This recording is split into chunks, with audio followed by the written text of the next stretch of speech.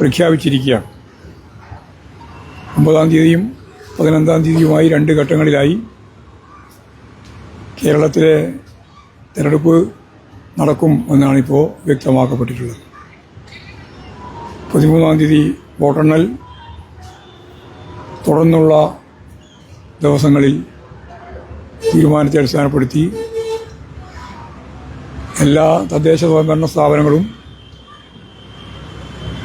സ്ഥാനം ഏറ്റെടുത്ത് പുതിയ ഭരണസമിതികൾ അധികാരത്തിൽ വരാൻ പോവുകയാണ് ഡിസംബർ അവസാനിക്കുന്നതിന് മുമ്പ്. ഇടതുപക്ഷ ജനാധിപത്യ മുന്നണിയും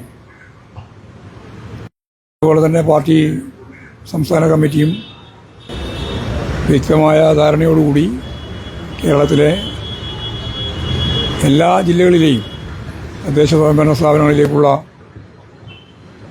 സ്ഥാനാർത്ഥികളെ ഏതാണ്ട് നിശ്ചയിച്ച് കഴിഞ്ഞിട്ടുണ്ട്.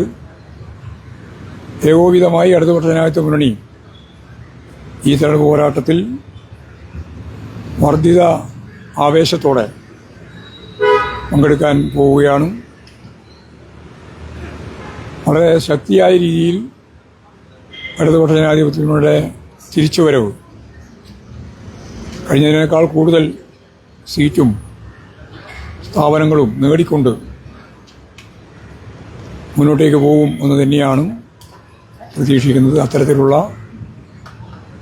സർവതല സ്പർശിയായ രീതിയിലുള്ള പ്രവർത്തനങ്ങൾ നടന്നു വരികയാണ്. ഈ പ്രചാരണത്തിലൊന്നും മുന്നോട്ട് തിരുവനന്തപുരം നഗരസഭയിലടക്കം മുന്നോട്ട് പോകാൻ കോൺഗ്രസിന് കഴിഞ്ഞിട്ടുണ്ടോ? നേരത്തെ സ്ഥാനാർത്ഥി പ്രഖ്യാപനം നടത്തി. അവർക്കിടയിൽ പ്രശ്നങ്ങളുണ്ടല്ലോ, ആ പ്രശ്നമൊന്നും പരിഹരിക്കാൻ പോകുന്നില്ല. ഞങ്ങളെ സംബന്ധിച്ചിടത്തോളം ഇന്ന് സ്ഥാനാർത്ഥി പ്രഖ്യാപനം നടത്താൻ തീരുമാനിച്ചിട്ടുണ്ട്. അത് നടക്കും. അത് ഞങ്ങളെ സംബന്ധിച്ച് വളരെ പ്രശ്നമൊന്നുമില്ല. എല്ലാം പരിപൂർണമായ അർത്ഥത്തിൽ ഇടതുപക്ഷ ജനാധിപത്യ മുന്നണി മത്സര രംഗത്തേക്ക് സർവശക്തി ഉപയോഗിച്ച് മുമ്പോട്ടേക്ക് പോകും. ഒരു മുൻ MLA തന്നെ അവര് ഈ മേയർ സ്ഥാനത്തേക്ക് പരിഗണിച്ചുകൊണ്ട് ഇറക്കിയിരിക്കുന്നു. അങ്ങനെ CPM എന്ത് സ്ട്രാറ്റജിയാണ് മാഷെ ഇപ്രാവശ്യം? ഞങ്ങൾക്ക് ഏത് സ്ഥാനത്തുള്ളവരെയും ഇറക്കാനുള്ള എല്ലാ സൗകര്യവും ഇവിടെയുണ്ട്. മുനിസിപ്പാലിറ്റി, കോർപ്പറേഷൻ, എല്ലാ സ്ഥലത്തും. അതുകൊണ്ട് വളരെ ഫലപ്രദമായ സ്ഥാനാർത്ഥികളെയാണ് ഇടതുപക്ഷ ജനാധിപത്യ മുന്നണി മത്സരരംഗത്തേക്ക് ഇറക്കിയിട്ടുള്ളത്. ഉറപ്പായ ജയം അതാണ് ഞങ്ങൾ കാണുന്നത്.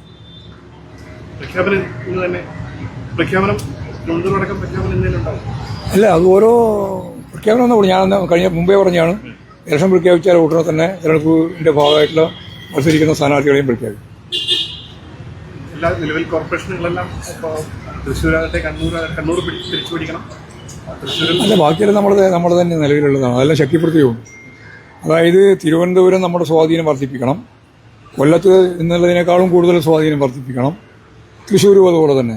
കഴിഞ്ഞ പ്രാവശ്യം നഗ്നക്കായിട്ടുണ്ടായിരുന്നു. അതെല്ലാം നല്ല രീതിയിലുള്ള ഭൂരിപക്ഷത്തോടുകൂടി അവിടെ വരും. പുതുതായിട്ട് കണ്ണൂരാണ് പിടിക്കേണ്ടത്. അതിനുള്ള നല്ല ശ്രമം തന്നെയാണ് കണ്ണൂർ നടത്താൻ തീരുമാനിച്ചത്. തിരുവനന്തപുരം നഗരസഭയിൽ ഇപ്പോൾ എന്തെങ്കിലും ഒരു വലിയ ശക്തമായ മത്സരം കോൺഗ്രസ് കാഴ്ചവെക്കുന്ന അവർ പറയുന്നു. BJP വലിയൊരു ശക്തിയായിട്ട്. അത് എപ്പോഴും ആരെങ്കിലും കാഴ്ചവെക്കില്ല പറയണ്ടോ?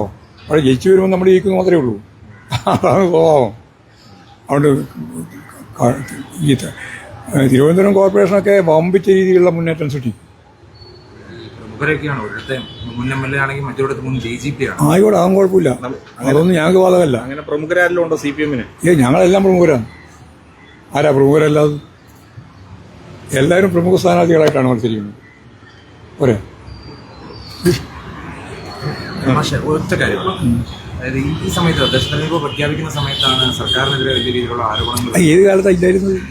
ഇപ്പൊ ആരോഗ്യ മേഖലക്കെതിരെ. അല്ല, ഈ ആരോഗ്യ മേഖലയ്ക്ക് പാതി വന്നിയാ നിങ്ങളിതെല്ലാം കനുകൂല സിദ്ധാന്തത്തിന്റെ ഭാഗമായിട്ടുള്ള പരിപാടിയാണ് കേട്ടോ. അതൊക്കെ തിരിച്ചറിയാൻ കഴിയാത്തവരാണ് ഞങ്ങൾ. എന്താ തിരിച്ചറിയാൻ നിങ്ങൾക്ക് വേണ്ട. ഏത് ചെറിയ പ്രശ്നങ്ങളെയും ഊതി വീർപ്പിച്ച് ഗവൺമെന്റിനെതിരായിട്ടുള്ള വലിയ പ്രചാരകർ നടത്തണമെന്ന കനുകൂല സിദ്ധാന്തത്തിന് അടിസ്ഥാനപ്പെടുത്തിയിട്ട് VD സതീശൻ ഉൾപ്പെടെയുള്ള ഓരോരുത്തരും പുറപ്പെട്ടിരിക്കുകയാണ്. അത്രയേ ഉള്ളൂ കാര്യം.